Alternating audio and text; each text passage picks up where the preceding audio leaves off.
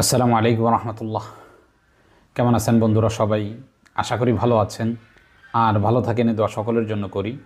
আজকে একটি গুরুত্বপূর্ণ বিষয় নিয়ে আপনাদের সাথে আলোচনা করতে যাচ্ছি, যে বিষয়টি সকলের জন্যই ফায়দাজনক হবে বলে আমি আল্লাহ তাআলার কাছে আশাবাদী। বিষয়টি হলো, আমাদের ঘরে যদি জিন্নাত বসবাস করে অথবা ঘরে যদি জিন্নাতেরা ক্ষতি করতে থাকে, তো এই সমস্ত বিষয় যারা আমরা একটু পড়ালেখা করি অথবা যাদের বাড়িতে সমস্যা হচ্ছে, তারা যে ভিডিওগুলো দেখি, স্বাভাবিক অবস্থায় এদের নীতি হলো আমরা ভিডিওগুলো দেখার ক্ষেত্রে তদবির কারক অর্থাৎ আমাদের মতো যারা আলোচনা করতেছি, বিভিন্ন বই থেকে কোনো আমল আপনাদেরকে বলতেছি, বিষয়টাকে আমরা যত কঠিন করে আপনাদের সামনে উপস্থাপন করি, তো সেই বিষয়টা আপনাদের কাছে আমল করতে আগ্রহ জাগে এবং সেই বিষয়টা করতে মন চায়।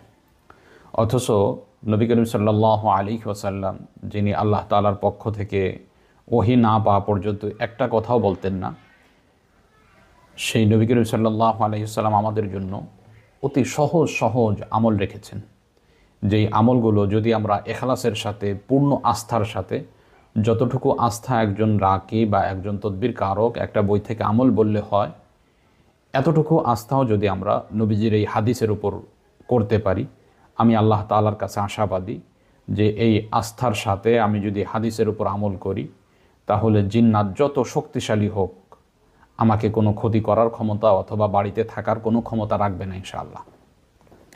মুসলিম শরীফের মধ্যে একটা হাদিস আছে, জাবের ইবনে আবদুল্লাহ রাদিয়াল্লাহু তাআলা আনহু থেকে বর্ণিত। তিনি বলেন যে নবী করিম সাল্লাল্লাহু আলাইহি ওয়াসাল্লাম বলেছেন, যখন কোনো ব্যক্তি তার ঘরে প্রবেশ করে এবং ঘরে প্রবেশের সময় আল্লাহর নাম স্মরণ করে, তখন শয়তান বলে যে তোমাদের জন্য এখানে রাত্রি যাপন বা খাবারের কোনো ব্যবস্থা নেই।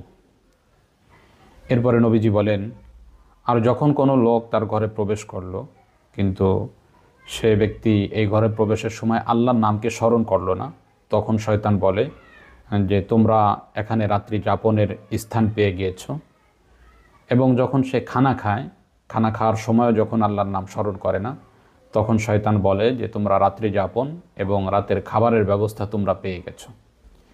অর্থাৎ নবী করিম সাল্লাল্লাহু আলাইহি ওয়াসাল্লামের এই আমল যদি আমি ঘরে প্রবেশের সময় আল্লাহর নাম স্মরণ করে ঘরে প্রবেশ করি এবং খানা খাওয়ার শুরুতে যদি আল্লাহর নাম আমি নেই, তাহলে এই ঘরে শয়তান অবস্থান করতে পারে না, জিন্নাতেরা অবস্থান করতে পারে না।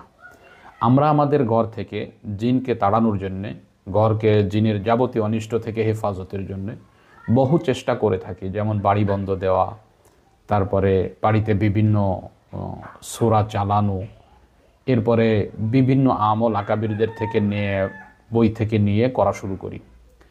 এই আমলগুলো করা ভালো, কোনো অসুবিধা নেই, কিন্তু যেগুলো সরাহাতান স্পষ্ট হাদিসের মধ্যে রয়েছে, এই আমলগুলোর উপরে যদি আমরা চলে আসতে পারি, আমি আল্লাহ তাআলার কাছে আশাবাদী ওই আমল করে আপনি যেই পরিমাণ ফায়দা পেয়েছেন তার থেকে হাজার গুণ বেশি ফায়দা আপনি এই হাদিসের উপর আমল করলে পাবেন। এখন কথা হলো, আমি ঘরে প্রবেশের সময় কি দোয়া পড়তে পারি? স্বাভাবিক অবস্থায় ঘরে প্রবেশের যেই দোয়া রয়েছে, একটা দোয়া আছে বিসমিল্লাহি ওয়ালাজনা ও বিসমিল্লাহি খরাজনা ওয়া আলাল্লাহি রাব্বানা তাওয়াক্কালনা। এই যে একটা দোয়া আছে, আমি আবার বলছি, বিসমিল্লাহি ওয়ালাজনা ও বিসমিল্লাহি খরাজনা ওয়া আলাল্লাহি রাব্বানা তাওয়াক্কালনা। এই দোয়াটা ঘরে প্রবেশের সময় পাঠ করা, এবং সুন্নাত হলো ঘরে প্রবেশের সময় আপনি বিসমিল্লাহ পাঠ করবেন আর আসসালামু আলাইকুম ওয়া রাহমাতুল্লাহি ওয়া বারাকাতুহু এই সালাম দিয়ে আপনি ঘরে প্রবেশ করবেন। তো এই তিনটা আমলকে যদি আমি আমার জীবনের অভ্যাস বানাই নেই, যে ঘরে প্রবেশের সময় বিসমিল্লাহি ওয়ালাজনা ও বিসমিল্লাহি খরাজনা ওয়া আলাল্লাহি রাব্বানা তাওয়াক্কালনা এই দোয়াটা পাঠ করি, এবং আসসালামু আলাইকুম ওয়া রাহমাতুল্লাহ বলে বিসমিল্লাহ বলে আসসালামু আলাইকুম ওয়া রাহমাতুল্লাহ সালাম করে ঘরে প্রবেশ করি, এইটা তিনটা জিনিসের উপর যদি আমি আমল করতে পারি এবং খানা খাওয়ার শুরুতে যদি আমি বিসমিল্লাহ পাঠ করতে পারি, তাহলে এই আমলের বরকতে আপনার ঘরে জিন আর অবস্থান করতে পারবে না। সে যত বড় শক্তিশালী হোক, আপনার ঘর থেকে চলে যেতে বাধ্য হবে ইনশাআল্লাহ। তো এটা মুসলিম শরীফের একটা হাদিস, নবী করিম সাল্লাল্লাহু আলাইহি ওয়াসাল্লাম থেকে বর্ণিত। অতএব এই হাদিসের উপরই আমল করা আমাদের সব থেকে উৎকৃষ্ট, সব থেকে ভালো কাজ। অতএব আমি মনে করি, যারা মনে করতেছে তাদের ঘরে জিন্নাতের অনিষ্ট রয়েছে, জিন্নাতের ক্ষতি রয়েছে, জিন্নাতেরা বসবাস করতেছে, এবং বিভিন্ন জিনিস তারা দেখতে পাচ্ছে, তো তাদের জন্য এই আমলটি খুবই চমৎকার। ইখলাসের সাথে করলে আপনি অতি দ্রুত এর ফায়দা নিজেই অবলোকন করতে পারবেন ইনশাআল্লাহ। তো আজকে এ পর্যন্তই, দেখা হবে অন্য কোনো দিন অন্য কোনো বিষয় নিয়ে। আসসালামু আলাইকুম ওয়া রাহমাতুল্লাহ।